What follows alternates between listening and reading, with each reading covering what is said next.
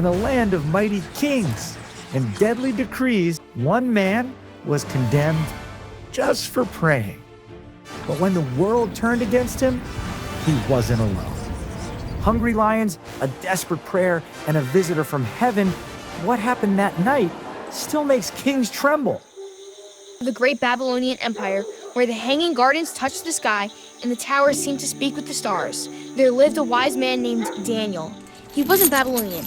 No, Daniel came from a faraway land, brought there as a prisoner years before. But over time, his intelligence, honesty, and faith in God had made him one of King Darius' most trusted advisors. Daniel didn't just solve difficult problems. He had a kind heart, and what set him apart most was his habit of praying 3 times a day, no matter how busy he was. But this story isn't just about Daniel. In a tiny crack in the palace wall lived a very peculiar iguana. Not just any iguana. His name was Iggy, and he had big googly eyes, a twitchy tongue, and a curiosity that knew no limits. Iggy didn't know much about politics, but he did know one thing. Daniel was always up to something interesting, and sometimes he had fruit in his pocket. "Iggy, get out of there," scolded a dove that lived nearby. "One day you're going to get yourself in trouble." But Iggy would laugh his classic spin in place and leap from branch to branch like a tiny wingless dragon. Iggy liked to follow Daniel. From the rooftops, he watched him pray, work, help others, and talk to the sky all by himself. Who's this weird human talking to, he'd wonder. And why does he smile while he does it? One day, Iggy dared to get close to Daniel while he was praying at his window. Daniel looked at him and said gently, "Even you can pray, little friend. God hears even the smallest ones." Iggy didn't quite get it, but something in his scaly little heart stirred. And that's how it all started. While Daniel was earning the king's respect, he was also gaining the quiet company of an iguana, who, without knowing it, would become a witness to one of the most incredible nights in the history of faith. And just when everything seemed calm, a trap was starting to take shape in the shadows of the palace. Daniel's enemies were closing in, and not even Iggy, with all his agility, could stop what was coming. In the brightest palaces, the darkest shadows sometimes hide. While everyone smiled in public, a plan so dangerous was being cooked up in the corners of power that only a creature with scaly feet and invisible ears could uncover it in time. Sound ridiculous? Just wait until you hear what Iggy overheard behind the curtain. Though Daniel was loved by King Darius, not everyone shared that affection. There were other officials in the palace who twisted with envy every time he solved a problem, and especially every time he didn't make a mistake. "That Daniel thinks he's perfect," grumbled one with a nose as pointy as a hook, always talking to his invisible god. Muttered another with eyebrows so thick they looked like sleeping caterpillars. A third, more cunning, whispered, "We'll never catch him doing anything wrong, unless it has something to do with his faith." The 3 of them looked at each other, and a quick smile spread across their faces. That's how the most poisonous plan in the palace was born. Meanwhile, Iggy, as always, was exploring. He was trying to snatch a grape from the royal dining room when he heard murmurs behind a curtain. He crept closer. Albeit clumsily, Iggy wasn't very good at walking on slippery carpets. If the king signs a decree banning prayer to any god or person other than himself for 30 days, Daniel won't be able to resist breaking it. And when he does, into the pit he goes. The 3 said in unison. Iggy gulped, or he would have if he had saliva. He dashed like a scaly arrow to find Daniel, but by the time he arrived, Daniel was already on his knees, praying with his usual peace. "Iggy, you again?" Daniel said, as he saw him come through the window. Iggy, speechless and with his tongue sticking out, just pointed with his feet, made faces, and spun in circles. "Did you hear something weird?" Daniel asked. Iggy nodded frantically. Daniel smiled calmly. "Thank you, little one. But I won't stop praying to God, no matter what they say. He's been faithful to me my whole life, and I'll be faithful to him too." The next day, just as planned, the officials convinced King Darius to sign the decree, a royal seal, red ink, and a law that couldn't be undone. No one could pray to any god except the king. And as the parchment dried, Iggy watched a beam, scratching his head with one foot. "This doesn't look good." That night, Iggy didn't sleep, because he knew that the next morning, Daniel would pray, and this time, someone else would be watching from the shadows. The sun was just peeking over the towers of Babylon when Daniel, as he did every day, knelt by his open window. He raised his arms to the sky and prayed. The officials, hiding behind some columns, saw him. "Aha! We knew it!" one exclaimed, pointing with a finger long as a spaghetti noodle. "Take him to the king," shouted all 3, full of fake outrage. Daniel was brought before King Darius. When the king heard what had happened, he buried his face in his hands. He had been tricked. He loved Daniel like a friend, but the law was already sealed. "Daniel," he said with a broken voice, "may your God, whom you serve so faithfully, rescue you from this." Meanwhile, Iggy was watching from the top of a statue. His tail trembled like a leaf in a storm. When he saw the guards escorting Daniel toward the pit's cavern, his eyes grew wide. No, that's the lion's den, full of teeth, roars, and nasty-smelling breath. The soldiers approached the great stone mouth that led to the den. The lion's roars echoed like thunder inside the cavern. "Get the lid ready," one of the guards ordered. But just as Daniel was about to be thrown in, zap, something green and scaly leapt from a nearby tree. Iggy, with a burst of unexpected courage, soared through the air, did a triple spin accidentally, of course, and landed right beside Daniel. "Iggy!" Daniel exclaimed. Astonished, Iggy winked though both his eyes were shut tight with fear. "You came with me?" Daniel asked gently. Iggy nodded slowly and snuggled close to the prophet. The lid of the den was shut. Darkness, roars, silence. Up above, King Darius couldn't sleep. He paced back and forth in his room. What have I done? What kind of law condemns an innocent man? He wondered. That night, two hearts stood strong, one praying in faith, the other trembling in scales, but both together. And under the moon, among shadows and fangs, something more than prayers began to stir. Because even though heaven answered, the enemy hasn't had his final say.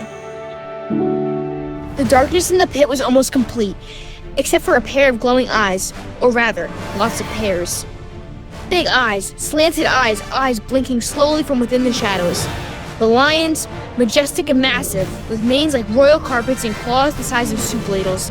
Some growled, others yawned, showing off every single tooth. And one, especially huge, seemed to have bad breath, at least according to Iggy. Daniel, calm and composed, sat quietly in the middle of the pit and began to pray softly. "My God is faithful. He will deliver me, just like he always has." Iggy, on the other hand, was having a full-blown nervous breakdown. We're in a cave full of giant cats, he thought as he ran in circles. This is the exact opposite of a good idea. A lion slowly approached. It let out a soft growl, as if to say, "What do we have here tonight?" Iggy climbed onto Daniel's shoulder like a nervous green parrot and stuck his tongue out at the lion. The lion sniffed him. "Ah, he can smell my fear," Iggy shrieked, covering his eyes with his paws. But then, something unexpected happened. Instead of being afraid, Daniel lifted his face toward the top of the pit. He knelt in silence and then spoke. "O eternal God, you who rescued your servants in the past, I trust in you. Not because the lions are asleep, but because you are more powerful than any beast. Tonight I will not fear, because you are with me." Iggy peeked out with one trembling eye, and then it happened. A white and golden light descended upon them. It was as if the sky had split in two and a star had fallen into the pit. The roaring stopped.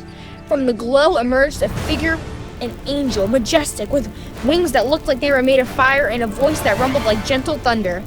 "Daniel, faithful servant of the Most High," the angel said, "God has heard your prayer. I have been sent to shut the mouths of these lions. No harm will come to you tonight." Daniel smiled. The angel of God has shut the mouths of the lions. Iggy, still trembling, opened one eye. "Is it over? Are we alive?" And just then, one of the lions stuck out its tongue and gave Iggy a giant lick. "Wah! I'm soup. He's seasoning me," Iggy screamed, running to hide behind a rock. Daniel burst out laughing. As serious as the situation was, he couldn't help but smile at his small, brave companion. The night passed peacefully. The lion's roars turned into a lullaby. Iggy even dreamed he was flying, riding on a lion with wings. The sun was just beginning to paint the domes of Babylon with gold. King Darius hadn't slept all night. His servants found him pacing in circles, hair disheveled and crown crooked. "Bring me Daniel. Open the pit," he ordered the moment the first rays of sunlight touched the ground. The guards, still half asleep, rushed to the massive stone sealing the entrance of the pit.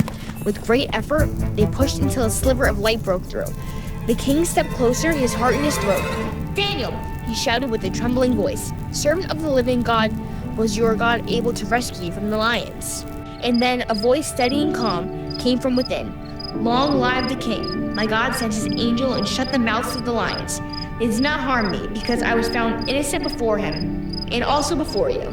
The king's eyes filled with tears. "He's alive." The guards opened the pit completely, and what they saw left them speechless.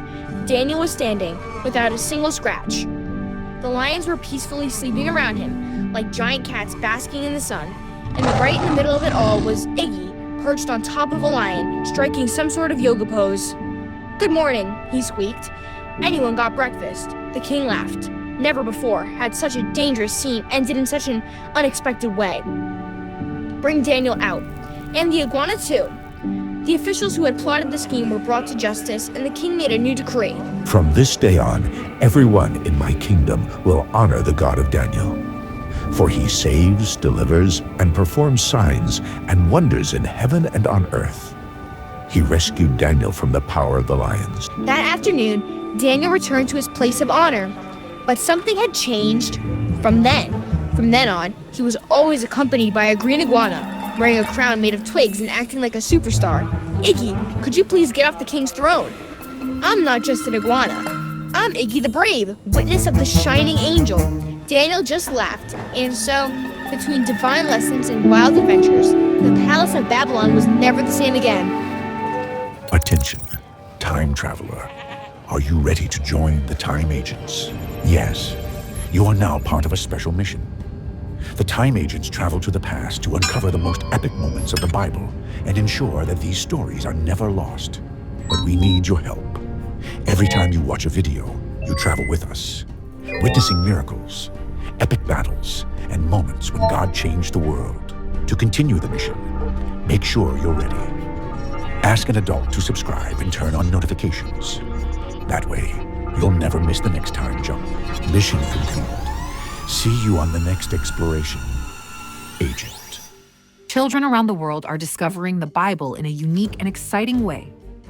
Each story has the power to impact a child's life, ignite their faith, and remind them that God has a purpose for them. Thank you to those who are already part of this mission. If you'd like to support us, subscribe, and even better, join us on Patreon to help us continue creating biblical stories for your family. Together, we are planting seeds of faith that will last forever. Thank you for your trust. See you on the next journey.